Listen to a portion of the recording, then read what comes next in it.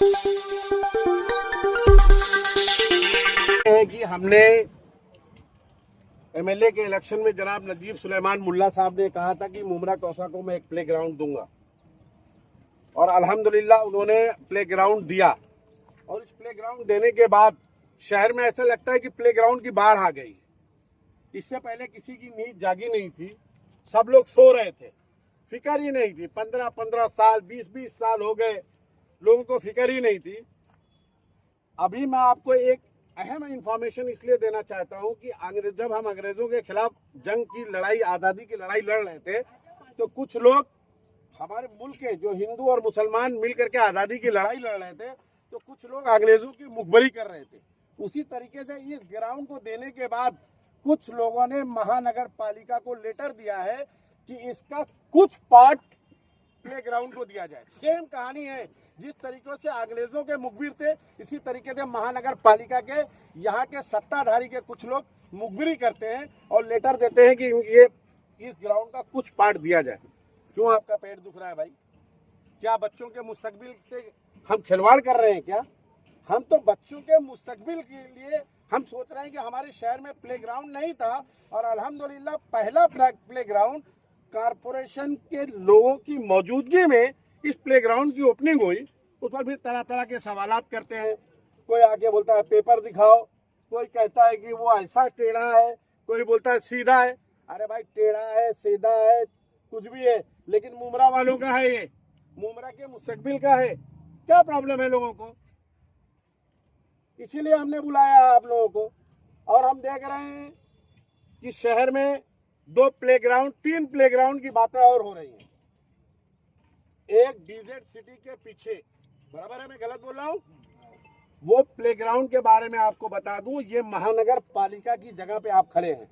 वो DZ city की जो जगह है, पीछे जो कल पिच दी गई और बोला गया कि ये ग्राउंड दिया गया है, वो प्राइवेट मालकी जगह है।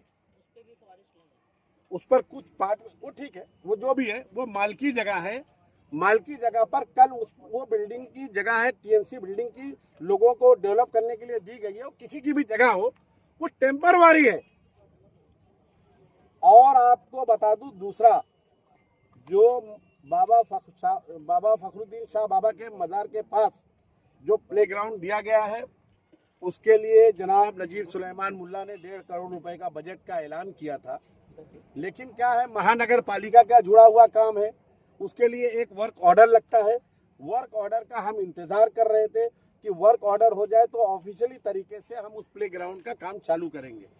हमने देखा कि कल उसका काम चालू हो गया। ठीक है, कोई बात नहीं, जिसको करना है वो करे। हम किसी के, देखिए, अच्छे काम के लिए ना हम कभी किसी को रुकावट नहीं डालते, लेकिन जिस तरीके से मौलाना शोएब साहब, मरहूम मौलाना शोएब साहब के नाम पर गार्डन बना अलमास कॉलोनी में, अलमास कॉलोनी घास वाला में, उसके बाद महानगर पालिका ने जिस तरीके से उसको बेदरेक तरीके से उसको तोड़ा, उसको बंद किया, वो पैसा वेस्ट गया कि नहीं गया? वो पैसा वेस्ट हुआ। और मौलाना शोएब साहब कोई एक आम हस्ती नहीं थी, बहुत बड़ी हस्ती थी। उनके नाम पर एक गार्डन बना, उसके बाद उसको ख़त्म कर दिया गया। उसी तरीके से हम ये चाहते हैं कि जो ख्वाजा फखरुद्दीन शाह बाबा के पास का जो प्ले ग्राउंड है, उस प्ले ग्राउंड पर जनाब हनीफ कामदार साहब ने एक पिटीशन दायर की है। कल अल्लाह ना करे ऐसा हो कि वो वहाँ पर कुछ बनाया जाए, क्योंकि उन्होंने ये बताया कि वो हेरिटेज में आता है, वहाँ तालाब था, वो तालाब को पैक किया गया है और वो केस कोर्ट में विचाराधीन है। तो हम कोर्ट का सम्मान करते हैं, हम उसके आगे तो जा नहीं सकते।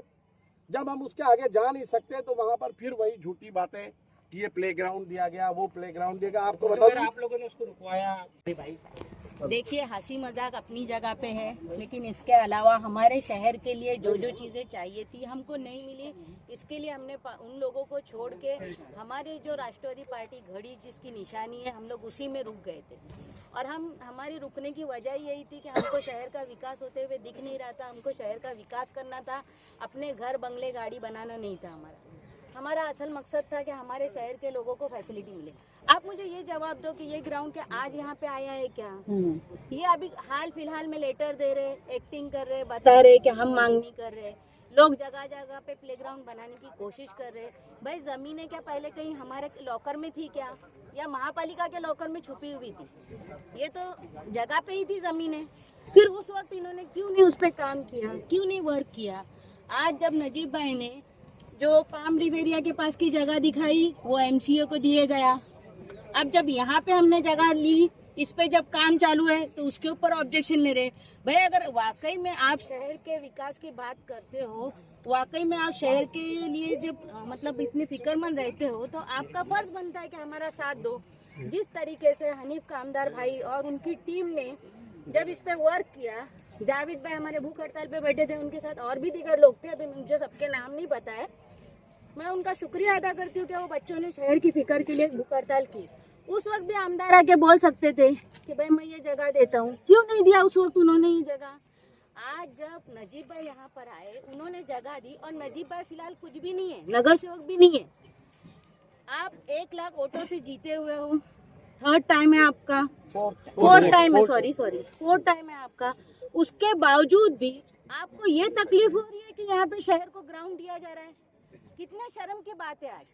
वाकई में अगर आप हमारे शहर का दर्द रखते हो तो हमारा साथ दो, इस तरीके की हरकत न करो, बस यही मेरी इल्तिजा है।